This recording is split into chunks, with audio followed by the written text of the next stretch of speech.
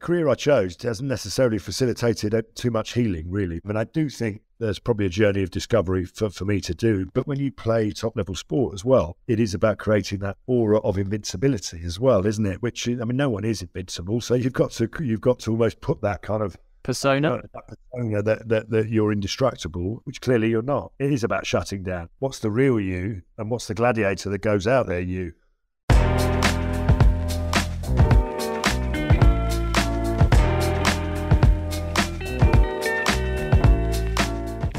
Hello and welcome to the Life Lessons podcast with me, Simon Mundie. This podcast has a simple mission: to have discussions that reveal something important about life and how best to live it.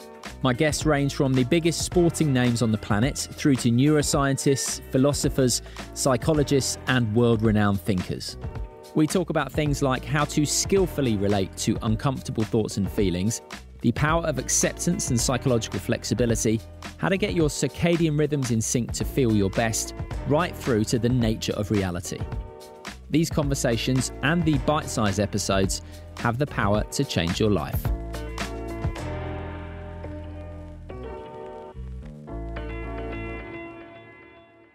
Before we get into this episode, I just want to say it's good to be back and thank you for joining me. As many of you know, I've taken a break from releasing longer episodes for a wee while I've been working on my book. I'm back now in a position to be releasing full-length conversations, and I'm so excited to be able to do so. I've got some really great episodes coming up, including with some of the world's top experts and thinkers, so please do go ahead and hit the subscribe button if you haven't done so already. Themes I'll be covering include trauma and the most accessible and powerful way I know to release stress and tension that is nowhere near as well known as it should be. We'll be exploring the potential healing power of psychedelic medicines, as well as the true source of happiness and, of course, how to bring more acceptance into your life. I'm always looking to broaden the scope of this podcast, but I don't want to ever completely lose touch with my sporting roots, having initially launched this podcast as Don't Tell Me the Score on the BBC back in 2018. So I'm kicking this season off with a British sporting icon, Lawrence Dallaglio. Lorenzo Bruno Nero Dallaglio, to give him his real name, won 85 caps playing rugby for England, and he was a crucial player as England won the World Cup back in 2003. What I find so interesting about Lawrence is that he is certainly not cut from typical rugby playing cloth. It was the tragedy of losing his older sister in the Marchioness boating disaster of 1989 when he was just 16 that ended up propelling Dallaglio to pursue a rugby career. Lawrence Dallaglio is the sort of person who wears his heart on his sleeve, and as well as being a world-class athlete, he can certainly talk to, and it was a real pleasure recording this conversation. So here is Lawrence Dallaglio. Lawrence Dallaglio, it's fantastic to have you on the show. Thanks for coming on. And I just think it's important to establish my rugby credentials at the outset. So I was a back in my playing days, a tackle-avoiding fly half to be precise, albeit one with a decent sidestep in my locker. But the truth is, I never completely understood what was going on up front with the forwards. But still, you were, without doubt, one of my favourite international forwards of all time. The marauding run you made in the 2003 Rugby World Cup final up towards the Australian 22 ahead of Jason Robinson's unforgettable try in that first half is seared into my memory, as is your passion while playing. But I know a million odd people will have paid compliments like that to you over the years. So does it get tedious? And how does someone in your position stop believing the hype and remain humble and grounded? Because a lot of elite athletes aren't able to do so. Well, I mean, listen, we all have an ego to a certain extent, and there's times when I've gone a little bit ahead of myself. But I think rugby, hopefully, is one of those sports that keeps you a bit more grounded. I mean, first and foremost, it was never really a career choice for me. I didn't mean to play professional rugby. Given the choice, getting your face smashed in all around the world is definitely overrated. I was moving along quite nicely. Was at university, was doing a degree. I got qualified as a chartered surveyor, and I was happily moving into the property world. And who knows where I would have gone thereafter. But obviously, sport was a big part of my life growing up. Was a big part of my, I thought I was good at football, and then you play against someone who's really good, and you realise that you're not very good. I guess if you can catch, you play rugby. So I played sport and I enjoyed it, and it was very much part of my upbringing. With the lack of technology that existed when we were growing up, and I'm 50 by the way, you'd go out and you climb trees and you play football, and your life was very much physical activity all the way through your childhood. So I suppose the journey into professional rugby was a strange one for me, because I look at some of the young players who play now, that all they've ever wanted to do is be professional rugby players. It was very much the opposite. I was in a generation where when the game went professional, I was 22 years of age, and it was something that I was doing on a Tuesday and a Thursday night as a bit of a hobby, enjoying it. A real melting pot of characters and individuals, played on a Saturday, like any amateur rugby player. Might have had a few jars after the game and back to work again. So to suddenly go into that professional rugby environment in the early days, 1995 I'm talking about, and then I went on this kind of journey for about 20 years and never really looked back. And it's always quite fast-paced, fast-moving.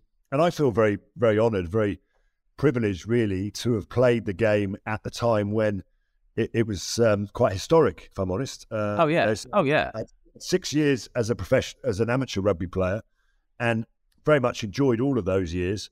And then had 13 years as a professional. Well, semi-professional and then professional, what you call professional, really. I mean, nowadays, but sometimes less is more, Absolutely, less is more. And I know that was an attitude and an outlook that really served you and your teammates at the club level really well when the game went from amateur into professional at that juncture. My coach, Nigel Melvin at Wasps at the time, he said, "How many hours a week do you reckon we should get everyone in?" And I went, "I don't know." We sat there with a blank sheet of paper. I mean, we've been doing like 2 hours on a Tuesday and 2 hours on a Thursday evening. And then I said to him, "Well, presumably like the most important day is like game day, right? So let's work backwards from there." It's when you're in professional sport, it's a results-driven business. It's about the outcome. So, the process is obviously part of that. So we sort of work backwards. And I think a lot of mistakes were made in the early years of professional sport.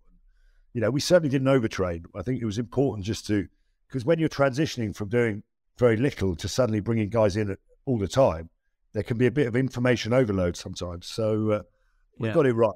Do you think there's a lesson to learn from that, Lawrence, in terms of, not overdoing it, whether it be a sports team, but even like culturally? Because I was thinking of your upbringing. Okay, obviously your father is Italian, your mother was East End Irish, but the Italian way of life, for example. I remember speaking to Sir John Kerwin, who married into an Italian family, and he found the change in pace fascinating, and breaking bread, the long dinners, all that kind of thing. So is there a lesson about not going at 1,000,000 miles an hour like we tend to do, whether it be in sport or life here? Yeah, I think there is. And I think there's look, every country has a slightly different approach to life, to living, to their work, to their work-life balance, etc., etc. We Brits, particularly if you live in say the capital London, we live life very fast. Whereas the Italians like to, slow down. And it's not to say they're not dynamic, but there's certain breaks in the day that are sacrosanct, and whether you like it or not, that's going to happen. Sometimes that can be very frustrating. You go down the road. What do you mean you close for 2 hours?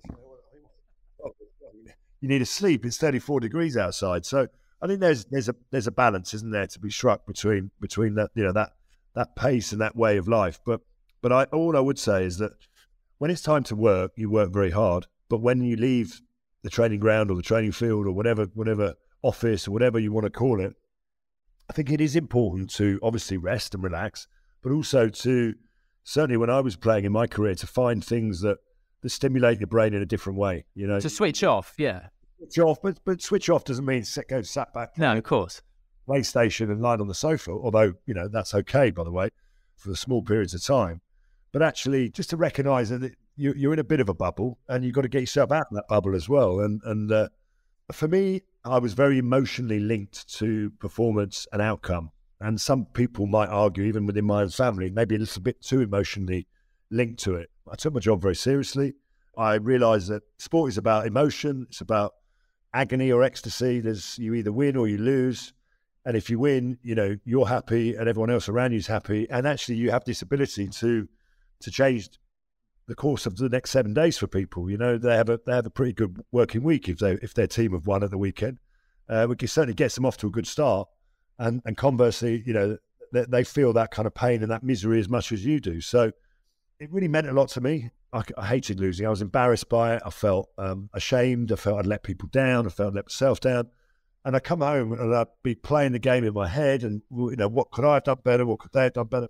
And actually, we all want to do our job really well, no matter whether you're, if you're a journalist, you're whatever you might do, rugby player, whatever it might be, nurse.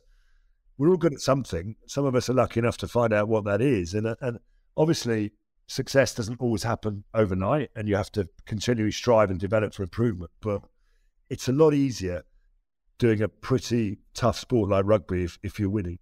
It's a tough game. Rugby's a tough sport. Everyone sees the glamour, the celebrations, and they hear about the stories, which are all great. But there's a lot of other sides to professional sport, not just rugby, all sports, the sacrifice that you have to make, the collateral damage around your family, because it's a very selfish career, because it's all about you. That's certainly what I found anyway. For 18 years, my family didn't have a proper weekend. I mean, sure, yeah.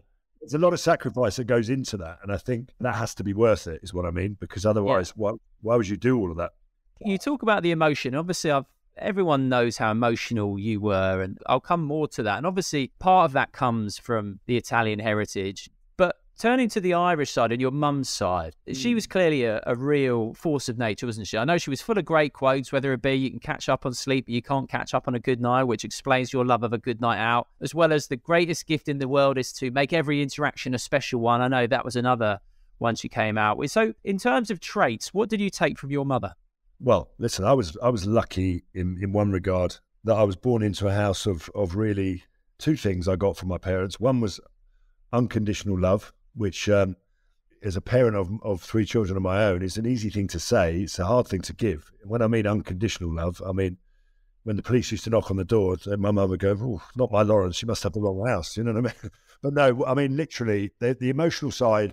My parents used to outward displays of emotion and affection, which was very un-English, very un-British, certainly. Yeah. And a belief system that anything and everything is possible and attainable, and you can go out there and achieve anything. And look, I don't come from a traditional, well, I don't know what traditional is anymore, but white middle class, sort of elites. I don't know what the perception of rugby is. My mum and dad had a sweet shop in Bethnal Green. My dad was Italian, my mum was Irish. There was no kind of, born into a certain level of entitlement in any way whatsoever. My mum was out to work at the age of 14. That generation grew up in the war. She had 4 or 5 different jobs, big East End family, and a big Italian family as well, my dad's side. So I think that kind of family plays a big part in my upbringing. Big gatherings. It was pretty special, but more importantly, belief, really. My mum was a real believer, and she had to fight all the way through her life to achieve many things. Then she had obviously the grief of losing her daughter, my sister, and the Marchioness. And even then she was fighting all the way to the end. So, that kind of encouragement and belief was really strong. And if I look at my own career, people say to me, what's the secret to winning? And I always say, for me, the secret to winning is believing you can win. Because if you don't believe, then there's no point in taking the field, is there really? And not everyone in the team believes you can win every game, trust me. And it's about making sure that they do by the time you kick off. I mean, there's this process that you have to, then a journey that you have to go on every week to convince yourself and equally convince your teammates that that's possible. And for me, technically, I understood the game of rugby, I think. Tactically, I learned a lot more about it as I got more experienced. And those elements of the game are really important. But actually, fundamentally, the most important part of it is about what's going on in your head and what's going on in your heart. I'm very much driven by the head and the heart and the connection between those two things, because it's very emotional, rugby. And men are quite simple human beings. On the surface. Well, there's a lot of vulnerability in all of us. And we all have doubts. We all have self-doubt. We're all nervous. We all get these I'm not good enough sort of feelings. Inner critic, yeah. How can I achieve it? But in a group environment, I think it's really powerful to lay your own vulnerabilities out in front of the group. I really do believe in that power, that emotional power. Yeah, I spoke to a coach, I can't actually remember who it was, who said he saw you before a match on a Saturday in the change rooms going out, and he saw this. He had absolutely no doubt that there was any chance of defeat from the look in your eyes. But not everyone was like that. I remember speaking to Johnny, and Johnny would be, as you know, a bag of nerves. And yet when he went out onto the pitch, he would sort of switch. But obviously, we spoke about your mum and your dad, and you touched on the tragedy of the Marchioness disaster. Could you just tell me what your older sister, Francesca, who obviously you tragically lost in 1989 when she was 19 and when you were 60, what was she like? Well, listen, an amazing young girl who who really dedicated her life to her, to her, her passion, which was she was a ballet dancer, from the age of 5, 6. She was in the Royal Ballet School, no lessons, just got accepted straight away, which was incredible, really. And then, just worked tirelessly throughout her whole life, and she's got a scholarship, which allowed my parents to then send me to a, fee-paying rugby school, which I would never have gone anywhere close to had that not happened. I had a great relationship with her, even though I didn't spend a lot of time with her or see her very often. She was, got honours in every single exam, and was just about to embark on her life, really, and then, got invited on a disco boat and never came back. So it was a tough, really, really tough time for all of us. Everyone, hopefully life is on an upward trajectory, but the sad thing is that there are moments that occur in all of our lives, and one of those, seismic moments happened quite early on in our life, and it was really tough for a very tight knit family to lose one member of that family, and then have to sort of carry on. Made it really, really difficult. My parents were devastated, and as a father of 3 children, having to bury one of your own children, it would just be, well, you can't even bear thinking about, really. So it was tough.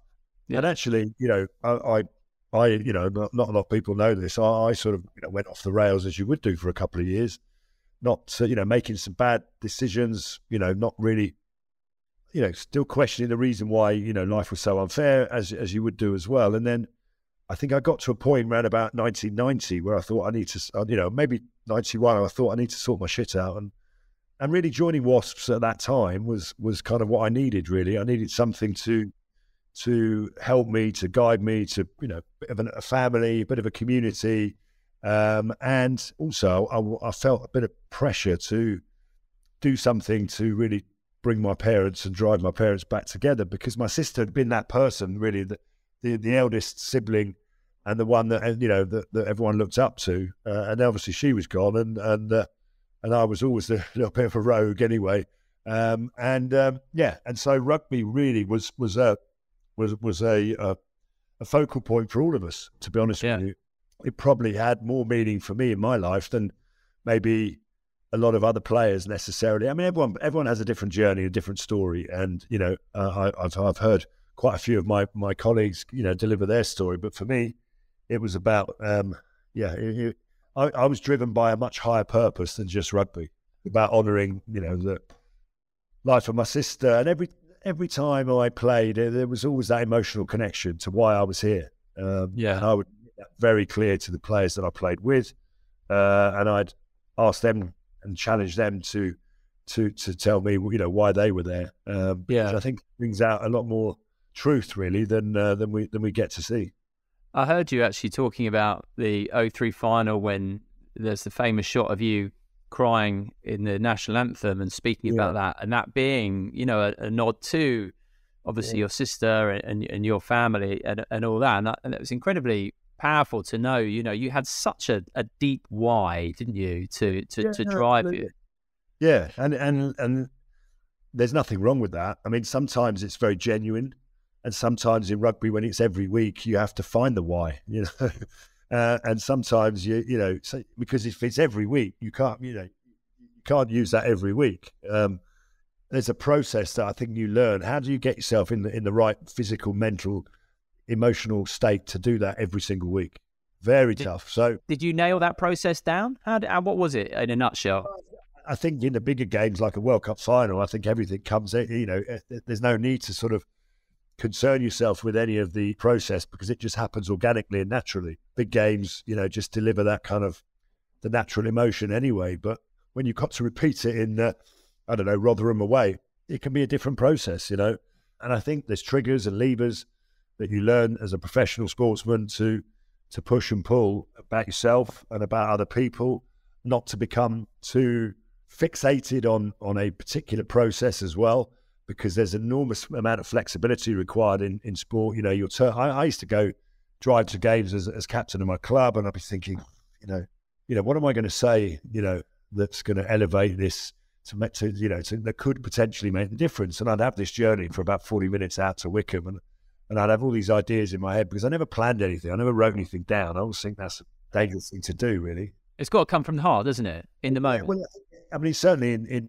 yeah, it does. And actually, it's much more authentic when it does, because it's just, people can see that as well. Well, I'm thinking of your 97 Lions. There's the Lions speech you gave in 97. Again, your lip trembling. And you can see there was no way that was premeditated. That was right there in that moment. But also, there's times when you think you're going to say something and it's really important. Then you arrive at the ground and you go into the changing room and everyone is got this feeling where, you almost say, actually, I don't need to say very much at all today. And you really don't, because you could see, you could just feel it. I don't know, you can feel that everyone is ready to go. And then there's other times when you walk into a dressing room and, you know that people are just a little bit off and looks like it's all a little bit too easy. And that's when you challenge yourself to go, well, actually, maybe I do need to do something here. I mean, sometimes I pick on people, pick on myself, pick on other people, and use that as a catalyst to get into the level of emotion required, because it's not easy to wage war every single week. No. Maybe the professional rugby player's got a much different switch these days, like turning on a light switch. But it still can't be easy. I mean, clearly, as I said, in 2003, you could see the emotion coming through. And obviously, when I was listening to you talk about how that related back to your family and what happened, with your sister and mum and dad. And we spent a lot of time as a group together as well. Another key to success is about consistency. Well, trust and consistency, I think, are two really important things. I played 85 times for England. I didn't play great in every game. I could have easily been relinquished to my responsibilities, dropped, whatever you want to call it, which I was on one occasion, because everyone gets dropped, or more than one occasion, in fact. But what I'm saying is, if you have a group of players and you invest in them and you trust them, and you're consistent with the messaging that you can deliver them, I think there's a chance of growth within that group. And the longer you keep that group together, the more likely it is that they're going to win. And we had a group that started with Clive Woodward in 97. Of course, there's going to be people coming in, people coming out. But the core of it was the same, wasn't it? Yeah, I mean, from 97 to 2003, we had a journey. We did some really bad things. We had some heartache, as inevitably everyone does. But ultimately, we got to where we wanted to get to as a group. And I think, obviously, on the field, that's important, and that's all there in the stats. But actually, off the field, we all went through different highs and lows, of tragedy, all sorts of different things personally. And I think when you have that emotional connection personally together as a group, it fosters something much more powerful. And rugby is, I know we spent a lot of time with, the armed forces, the special forces, all of that sort of stuff. And I don't want to sound too dramatic, but, if you get on a helicopter and you end up in Afghanistan or wherever it might be, Ukraine, if you don't do your job, we don't get back on the helicopter, you know what I mean? And I think that is pretty dramatic, but rugby is not a matter of life and death. No one dies, but you've got to treat it that way as well. We go out on the field and I think it creates that connection, which is very, very special. And that's certainly the way I look at it. And I mean, some people might say that's a little bit far-fetched, but I was fascinated by the mindset of when we spent time with, the SBS, the SAS, all these guys, the Marines, incredible people, incredible human beings, but literally as a group, if they've gotten a match or an assignment or whatever it is, if someone doesn't do their job, then, that might result in 2 or 3 people not surviving. Now, I think there is an accountability, is what I'm saying with sport.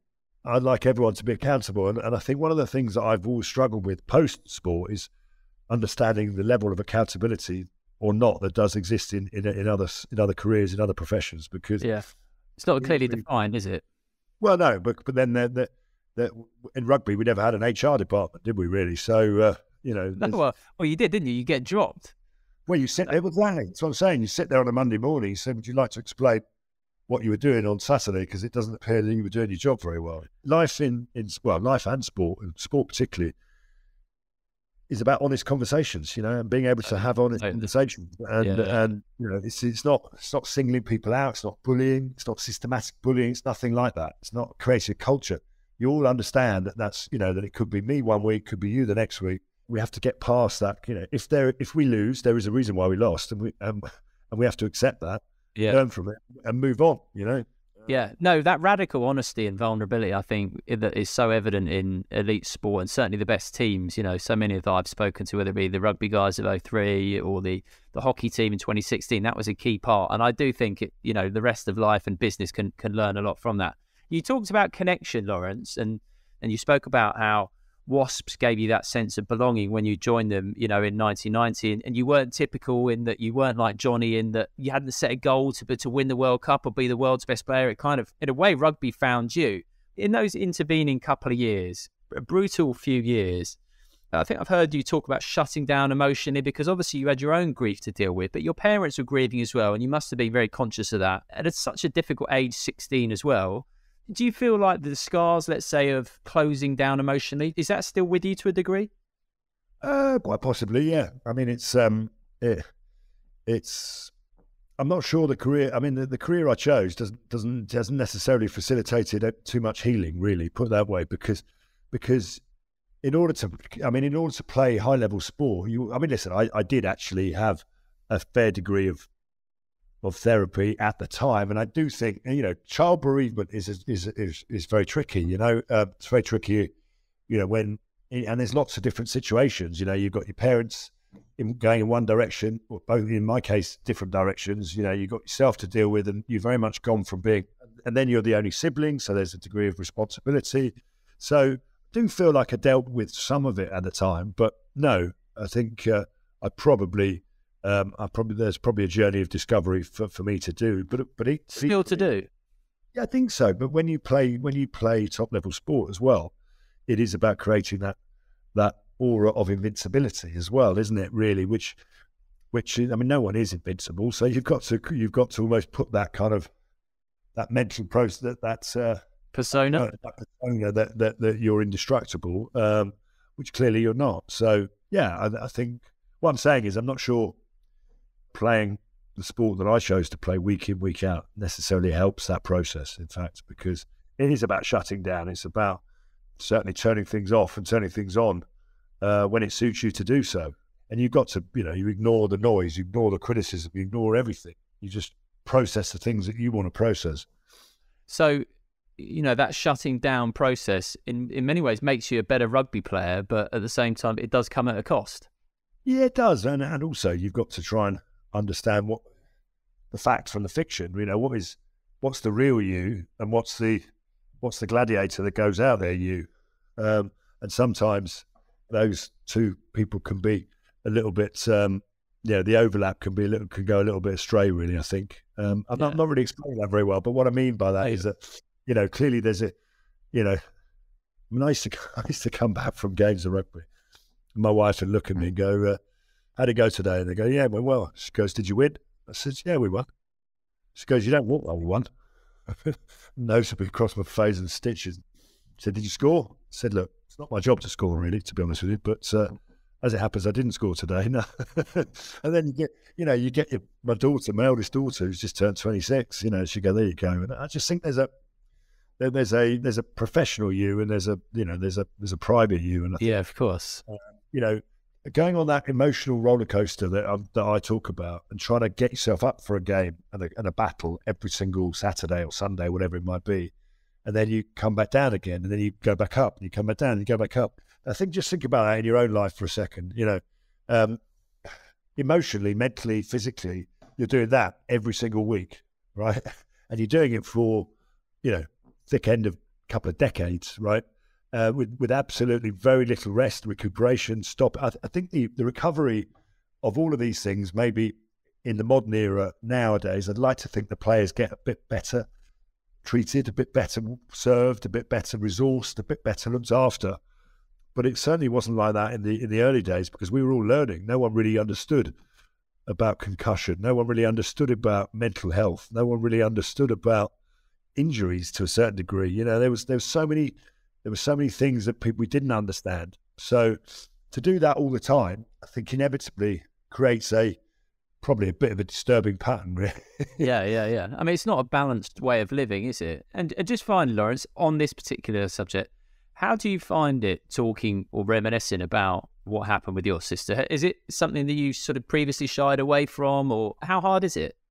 No, I don't think it's. I don't find it hard because it's a part of my life that has shaped my life really. So I mean, I often ponder and reflect. Where would the course and path of my life gone? Had that not happened, and did I use that as a real driver, or was I always in? Was that always going to happen anyway? And that I can't really answer the question to. But what's your hunch? No, probably a bit of both. My hunch is I was always. I mean, my sister used to say to my mum, don't worry, he'll come good in the end. You know what I mean? Because I think of the two siblings, I caused my mum and dad the greater early stress in their career. Put it that way. So, yeah. No, I understand that. I don't know. I mean, it was, but I don't have an issue discussing it. No, but equally, I'm very proud of what I've achieved in my career. But equally, I don't have to talk about it either. I've achieved other things in my career. I mean, I always think to myself, if I wasn't a professional rugby player, I would have been something else. Obviously, I would have been professional, whatever, in property, in business, whatever it might be. And I'd like to think I'd have been as equally as driven by that as if it was sport. And for me, the journey of being successful in sport is about looking forwards. It's not about looking backwards. Yes, you've got to look backwards to the week before and reflect and learn and digest the information and why did this happen, why did that happen, and could we have done this better, and how can we do that better? But it's about moving forward, and so I don't like to look back too much. I like to look forward, and that's not to say I'm not someone who can stop and learn, but equally the process of playing doesn't give you that much time for reflection. No. Yeah, I mean, you had like 3 weeks off a year for like the best part of 20 years, didn't you? I mean, maybe one of the things that I still have to understand within myself is you can't live your life like that anymore. No, no. It's not about this relentless pursuit of more. X. Or anything. You're like this wrecking ball that he's just and that's probably. I mean, it's sort of linked to, do you like talking about your sister? It's about moving forward all the time with me, and it always has been. And it's important that you take time just to stop and smell the roses and breathe a little bit. That's what I was thinking when I said about bringing some of the Italian way of being into the English way of being, that kind of sense of, at the end of the day, as long as you're breaking bread with people around you that care and, eating good food, that's what it's all about, rather than, I think in this culture, we are up so full. It's always like, oh, I'll be happy when X happens. Now, just quickly, Lawrence, you mentioned about 20 years yo-yoing up and down. What I find interesting about you is it doesn't seem to me that you struggle with retiring like so many elite athletes do to the same degree. And I think perhaps that yo-yoing, getting off that treadmill explains that. But as well, was your identity then not ever really overly bound up in being a rugby player? Was it always, I'm Lawrence who plays rugby? Whereas a lot of people obviously are like, my identity is I am a rugby player. And without that, I don't know who I am. I don't think I was anyway, because it was, I always feel that whatever I'd have turned my attention to, I would have ended up wanting to do that to the best of my ability. I mean, I suppose the problem is that, as I was one of the first of a group of us, the first ever professional rugby player. In 1995, the game went professional. That was it. I went, I'll have some of that, and almost along with my peers, helped to shape the early parts of professional rugby. So you can't shy away from that, and you've been part of that kind of premiership history. You've been part of that international England's history, which culminated in the World Cup, and that's something to be very proud of. And I am proud of it. And it's been really fascinating because I've been talking to all of my colleagues over the last year and a half around, all my colleagues from 2003 and writing this book about us winning the World Cup. And the first part of the book is getting people's reflections 20 years later on what happened 20 years ago in Sydney. Not the things that have already been reported, but maybe some slightly more unusual and interesting observations from players from all different parts of the squad. And then the second part of the book, and I think probably the more fascinating part for me, was, do you think it was a good thing that we won the World Cup, and how did it change your life, and where are you now, type thing? Because playing in that tournament meant different things to different people. I'll give you an example. I was lucky enough to play in every single minute of every game, and we won the World Cup. I had a week off afterwards. Warren Gatland phoned me up. He said, "Look, probably very proud of what we've done. Have a good time. Sober up. I need you to play next week. I'll give you some more time off." We actually went on to win the Premiership title and the European Cup that year. So the year started with the World Cup and finished with the Premiership title and the European Cup. Someone like Johnny Wilkinson came back from the World Cup and didn't play for England for another 3.5 years because he kept getting injured. So, Martin Johnson retired. That was his last ever game. So 20 years ago was that moment in time. And I don't know, it just meant different things to different people. And I don't think you can't ignore it, because it's a moment that changes your life forever. It does. I came back from, we were at Penny Hill Park, and the day we arrived back, and Johnny said, "Oh, I'm going to go back to the airport." I said, "Well, I don't think you should. I don't think your life's ever going to be the same again." He said, "What do you mean?" I didn't quite understand that, that maybe going back to the airport, on your own was not really good. You'll be absolutely mobbed, mate. You have to embrace it for what it happened. But sometimes, and listen, undoubtedly, it is a good thing that we won the World Cup. Of course it is. But we put so much effort into winning it that no one really planned for what life might be like after you won, and certainly not the powers that be. I mean, I won the World Cup at 31, and you don't suddenly retire just because you're 31 because you won a World Cup. You got to come back and you got to. And literally, I was playing 2 weeks later. Mentally, I was okay, and I almost used the adrenaline of what we'd done to propel me forwards for the next couple of years. But 6 months later, I was captain of England again. We're in New Zealand and Australia, and we get smashed to pieces. And I'm looking around thinking, this isn't quite the same team. So I don't think we were particularly well looked after by people. So it's been a really fascinating journey. But I'm proud occasionally of talking about what I used to do. I'd rather be proud of talking about what I'm going to do. You know what I mean? And in the future. And I want to speak to you about all the things you're up to. So last question, and it's just a brief one on the World Cup and your playing career. In that final, when England were leading, and then obviously Elton Flatley kept pegging it back, when he was stepping up, when you were 17-14 up, I remember speaking to Johnny about this, and Johnny was obviously someone who would be an anxious bag of nerves often in changing rooms, but he said when Elton Flatley was lining up that 17-14 kick to level the scores, and I was in Darling Harbour, by the way, at the time, so I was bricking it. I wanted Elton to miss that, but he was like, we didn't want him to miss that. There was this sense of acceptance, and we don't want to win by Australia losing. We want to actually go out there and win it. Can you recall what you were feeling when Elton Flatley was stepping up to slot that kick? Were you wishing he was going to kick it, or was it off? I mean, Johnny must have had a bit of crystal ball gazing, because he turned that white blow that did that. So yes, I mean, I agree with the sentiment of what he was saying. But going back to my point about belief, we were a better side than Australia. We'd beaten them 6 times previously, home and away. So we knew we were a better side. They knew we were a better side. The World Cup final, we just had to go out there and prove it. And Australia, to their eternal credit, having beaten New Zealand in the semi-final, played the best game that they played against us out of those in the 7 times that we played them. And they pushed us all the way to the wire, and we didn't play so great in certain periods of that game. If the truth be known, that match should have been dead and buried by half-time. Probably should have been 10, 15, 20 points ahead. And then, of course, when you come down the tunnel at half-time and you're only, whatever it was it 6 or 9? I think we were 9. 9, yeah.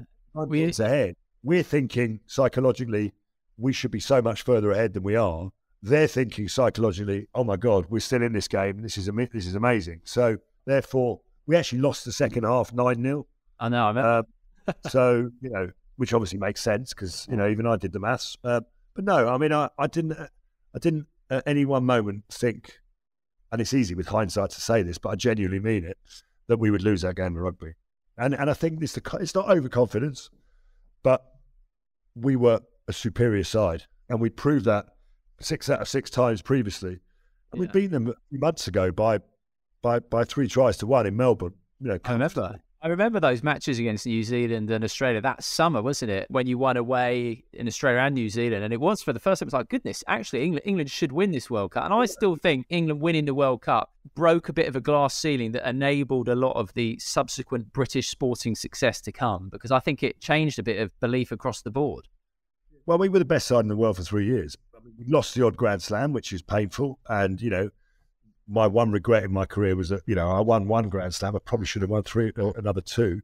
But we used and fueled those mistakes and emotions to help us get over the line with the World Cup. But we'd beaten everyone home and away. The Southern Hemisphere particularly, 15, 16 times home and away consecutively from 2000 to 2003. Unreal. But going into a World Cup as the number one side is a challenge, because everyone plays their best game against you. It's a different type of pressure. And on reflection, we didn't play fantastically well against any of those teams in the World Cup, actually. We just did enough to get over the line. And it'd be interesting to see how Ireland do, because they've just won a Grand Slam, exactly how we did in 2003. And they will now go to the World Cup as the number one side in the world. Happy never got past the quarterfinals. That's the thing. That changes the dial enormously. Do you know what? The thing is, though, I think England, when they won the Grand Slam in 2003, absolutely thrashed Ireland, didn't they, in Dublin? You guys did, by about 40 points. Whereas I thought against England, I thought that was Ireland's weakest performance. I thought that was England's best performance up until the red card. So actually, from a momentum point of view, I actually think England have something to hang their hat on.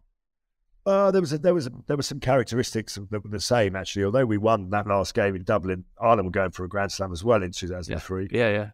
It's about 9. I think it was 9-3 at half time. Oh, was it?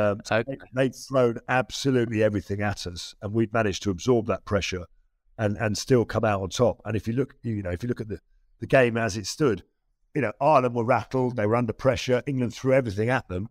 But Ireland were able to absorb that and then find a way of take the red card out of it because it's whatever. But they were able to find a way. So, in many ways, I slightly disagree with you there. I think. Okay, fair. I think Ireland are.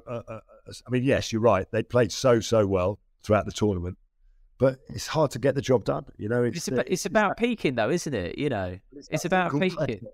I think what it showed, and it probably showed the likes of South Africa and New Zealand, because they'll sit up and take notice, is that if you put people under pressure, everyone is vulnerable.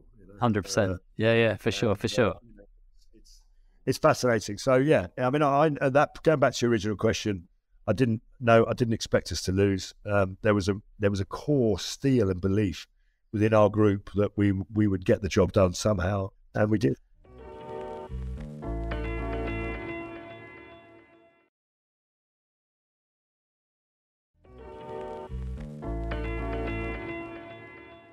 Right, moving forward, Lawrence. So 2008, obviously your wonderful mother sadly passed away. I know you were with her at the time. And that's when you set up your charity, am I right in saying? Well, listen, I wouldn't say they were inextricably linked, but my mum had always taught me to, about giving. The greatest gift in the world is giving, whether that is, financially, whether it's emotionally, physically, that was important. I spent a lot of time throughout my career, as a lot of sports people do, associating yourself with various charities that you kind of feel quite passionate about, or various campaigns, because I genuinely believe that with success comes responsibility. And I think it's, I was brought up on the premise that you arrive in this world with nothing and you leave with nothing. That's guaranteed, by the way. And what you do in between is really important. And we all chase health, wealth and happiness, which is, okay.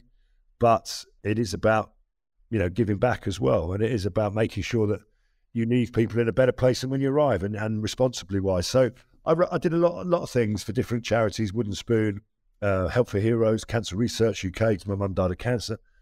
And so I knew I wanted to do something. I just felt that I was becoming quite a big sort of pot filler for charities. And I thought, well, actually, that's okay, but and it's all very worthy and they're all great causes, but actually, wouldn't it be really nice if I did something that I was passionate about? So initially, it was the Dallaglio Foundation, which was basically raising money to help charities where I was pushing it and it's cancer research. But in the end, I ended up, I think, one of the two things that were at the core of what I believe was young people and kind of having a chance that maybe that I was afforded throughout my career growing up. And then rugby. Rugby was always this, the hook, the stimulus. It didn't have to be rugby. It could have been anything with me. I just happened to open a newspaper and thought I'll go and join a rugby club.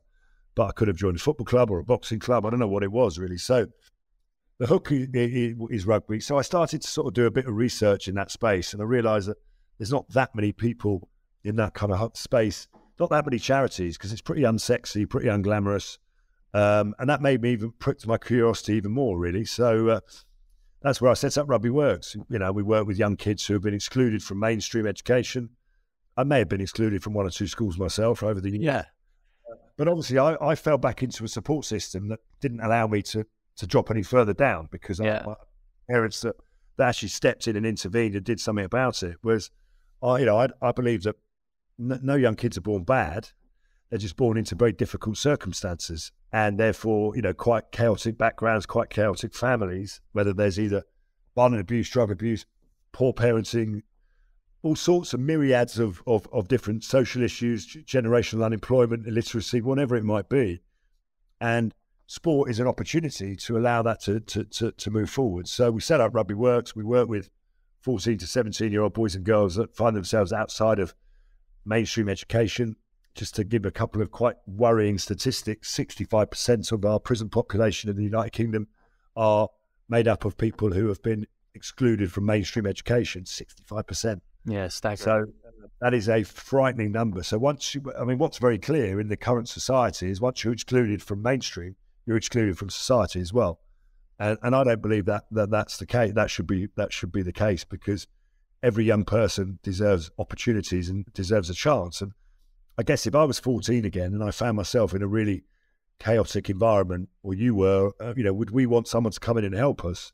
The answer is yeah, of course you would. Therefore, that's what Rugby Works does. It's about taking young people on a journey and getting them into full-time employment and education. And I'm very passionate about it, because I know how much rugby influenced my life, and therefore I know how much it can influence other people's. And rugby was just a hook. It wasn't really about that. Well, no, I understand. It's that belonging sense, isn't it? And I love what you said there about no one is born bad. And that's a theme that I talk about a lot on here, is, as anyone who's a parent knows, a baby comes out and they're so pure, aren't they? And then we are conditioned, and we don't choose our genes. We don't choose our physical attributes. We don't choose our parenting. We don't choose the country. We don't choose anything. And it's that sort of understanding of there, but for the grace of God go I. I think we are what we're exposed to in life, good and bad. And if we're exposed to good things, then good things tend to happen.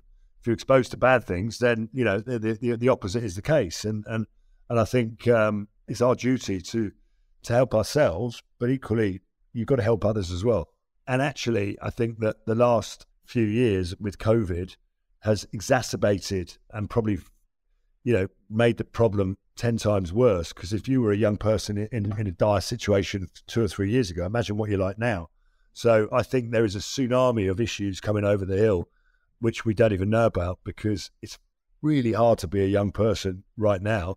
And it's probably even harder now than it was 2 or 3 years ago. So, there's a huge investment that needs to be done in catching up with that and repairing some of the damage that's been done. So you say we are what we're exposed to. And what I find interesting is, a lot of people take such personal credit for the successes they have without necessarily recognising that they had that support, that they had that expectation, they had loving family, they had good schooling, whatever it may be, and can look down on people who perhaps, haven't had all those things. And that sort of almost comes back to that ego stuff that I was talking about at the beginning, about not believing your own hype too much, because we could quite easily be in that tough position, the likes of which the kids that you look after are in. Yeah, absolutely. But it's about recognising that you can give back. You can, and there's one thing saying it, there's another thing doing it as well. Actually, I think that's the other thing. It's I think we're all fortunate. Certainly I found myself fortunate to have been given those things that I discussed earlier on around unconditional love and beliefs and an opportunity to go out and be successful and to try and give everything a go. My parents used to open as many doors as possible. Invariably, I'd slam them, in their face straight away. But hopefully, I jumped through one door and I found it something I really enjoyed. So we should open as many doors and windows into opportunity in life as possible for young people, because everyone's good at something. Some of us are lucky enough to find out what it is.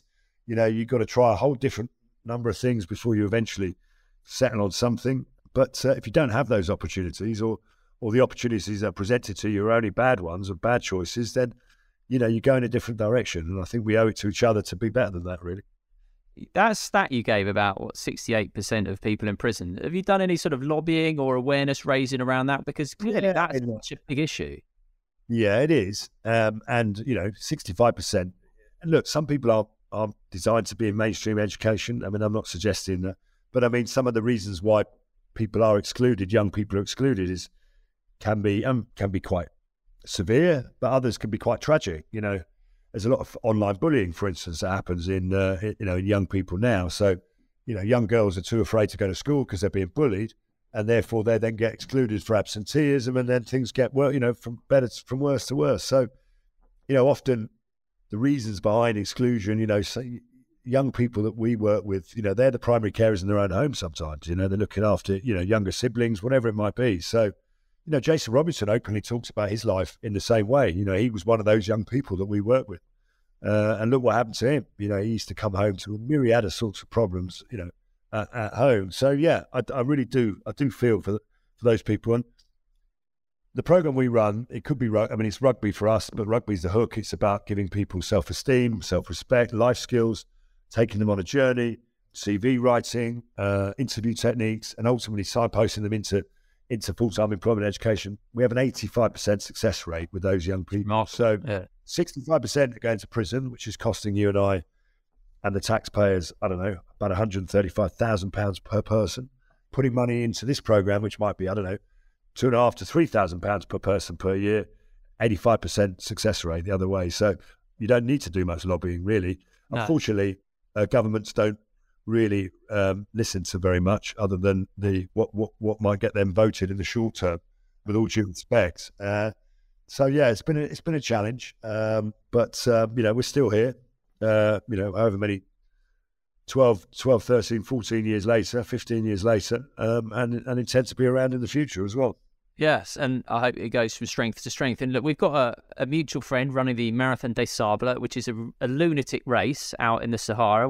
6 marathons in 6 days, double marathon on the 4th day. Simon Dent's his name. Am I right in saying he was a social fixer back in the Wasps days? Well, he wouldn't call himself a failed fly half like you did. He was I think a rugby player, football player, but yeah, he found himself being in charge of most of the London nightclubs, I think, or the guest list for most of the London nightclubs. So it's amazing how he became very popular. Then I think he became a lawyer, then a sports agent, of which he's still an agent now, to the likes of Warren Gatland and Chris Kamara and many others, etc. I think he had a brief stint in memorabilia. So again, we're all good at something. Some of us find out what it is, but he's doing brilliantly now, and he's always been running, clearly. But the challenges he's taken on of late. I know. Got into marathons, then ultra marathons, and now he's doing the Marathon des Sables, which I couldn't even contemplate, really. It's really tough, and he's doing it for the Greenhouse charity, which is obviously, for looking after young kids, and also for Rugby Works as well. So credit to him. I don't know how he puts his body through that much pain, but yes, going back to your original question, he was the godfather of the 40 nightclub industry, I think, is basically the. Can you just paint a little picture then? Paint a little picture of a night out that Simon would have teed up that you would have then taken full advantage of. Keep it clean. Well, listen, if you're born in London, you're born in life, I think is Oscar Wilde's expression. We might have been playing an away game. Obviously the most important thing is, going back to the original questions on the pod, you have to win, right? There's no going out if you lose, just so we're clear. Hence, you have to have at least a 75% ratio. Otherwise, there's no going out, is there? So, best laid plans and all that. If you lose, you do not go out. I can guarantee now, if I'd have lost that World Cup final, I would not have been hitting the nightclubs and bars of Sydney for 4 nights. So, yeah, winning is the priority, and Simon Dent couldn't have an enormous influence on that, really. Although he might have told the lads what was in store if they did win, and that might provide motivation. No, listen, getting a group of everyone's got their own choices after, but occasionally you have to keep the team together. And I think what Simon was very good at was ensuring that we kept the team together, because it was always difficult to get a handful of very large men into one establishment, because funny enough, the security tends to get a little bit twitchy. How funny. Please don't smash the place up, honestly. What are you going to do about it? That type of thing. Yeah. No, I think he was very good at doing that. And look, as I said, we would celebrate long and hard, but back to work the following day, or certainly the day after that, Yeah, and I will link obviously to Simon's fundraising page for the Marathon des Sables, and having done a bit of research into that race, I mean, it is bonkers. It seems to attract a certain type of person, and crazy. I mean, it's hard enough running, let alone in the sand. Yeah, let alone in extreme heat. Yeah, I mean, insane. Yeah. Last couple of questions then, Lawrence. I heard you recently say that Johnny Wilkinson wouldn't make your all-time starting 11. Sent shockwaves through the rugby community. What's the reaction been, and do you stand by that? I don't think it does it? I mean, I look at my teammates when they name their all-time England 15, and I don't feature in it, but I don't pick up the phone and start having I don't need to sleep over it. I mean, it's an opinion, really. It's not always based on numbers and data. It's I don't know. I mean, who did I pick in there? Owen Farrell, probably. Yeah. Owen Farrell was my son's babysitter. What can I say? Okay, so that was the thing that aged it. Fair point. I think they're cut from a similar cloth, aren't they, Owen and Johnny, in many ways? Personally, I think they are. Johnny's an amazing rugby player, and I've got the utmost respect for him. He's phenomenal. But you can only have one in each team, one in each position, can't you? Really. A big finale, Lawrence. Who's the best rugby player you've ever played against or with? The person that changed the game was Jonah Lomu. Really, for me, you couldn't not look at that and just go, wow. I mean, that's like one of those sort of Hollywood movies where you just get it's like a superhero, and he was enormous. I mean, speed limit for Christie in the size of a skyscraper. I mean, he was huge. He changed the game. But listen, he scored against us in '99. Twice, wasn't it? Yeah, in that game, yeah. I was corner flagging, actually, to go and tackle him, and I thought if I slow down, I might just miss him. But I didn't. I carried on running, and I thought, shit, I'm going to have to tackle him. And just as he was about to score, and I got pushed in the back. I didn't realise it was by Jeff Wilson, one of Jonah Lomu's teammates, and he pushed me in the back, and as I was running, he scored, and the sort of momentum from the push meant I punched him straight in the nose. Now, clearly, not on purpose, because no idiot in their right mind would punch Jonah Lomu in the nose. All I remember is I thought, what's happened there? And I punched him in the nose. Anyway, he scored, and as he got up, it was like a volcano, because his nose was like pouring with blood. I thought, shit, what have I done? That wasn't supposed to happen. And Brian Johnson, who's never really that funny, certainly not on the field, he turned around to me, he said, well done. I said, what's up? He goes, well, now you've made him really angry. Do you think Lomu would still stand out in today's game? Oh, I think so, yeah. I think so. Because I think he obviously had that raw, that raw physical, that God's gift of size and athleticism and speed. But I think the modern day players now, there's so much opportunity to become even better, to train and to understand and to learn, to use all those physical attributes, but also combined with the recovery processes, the protocols that exist now, the fitness and nutrition, the health, and the support system that exists around sports people, I think is a little bit more advanced. And therefore, you'd think to yourself, the opportunity to become better is always going to be there. If he was good then, imagine what he'd be like now. Wow. Yeah. I think the All Blacks would still be winning a lot of games of rugby, put it that way. Yeah. Star of the upcoming World Cup. That would be lovely to see him back, as it would you. Anyway, listen, Lawrence, thank you so much. It's been a pleasure talking to you. Thank you for all the memories. Like I say, I've got you marauding down towards the 22, seared in my mind. Congratulations on all the Dallaglio rugby works. It's got such a lovely niche, and it really sort of feels like it's rounded the circle, because obviously you weren't a million miles from going a little bit off the rails yourself. So to do this, it's a lovely way of rounding the circle. Very kind. As I said, I finished with that quote you took from my mother, which is, the best piece of advice I've ever been given from my mum, Eileen, who I miss very sadly and very dearly.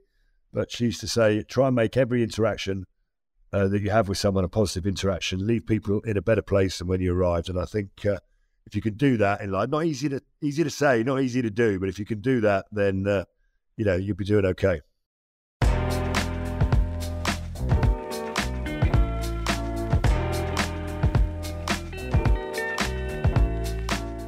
Thank you for listening to this episode with Lawrence Dallaglio. Do get in touch with any questions, thoughts or suggestions via my website, simonmundie.com. I've got some interesting plans to share with you too soon, so please do hit subscribe to keep up to date with those. I'll be back with another bite-sized episode on Friday, and next week's full-length conversation will be with a man recognised as one of the 100 most influential people in the world by Time magazine, and someone who is right at the forefront of the renaissance of psychedelic medicines. His name is Michael Pollan. But for now, goodbye.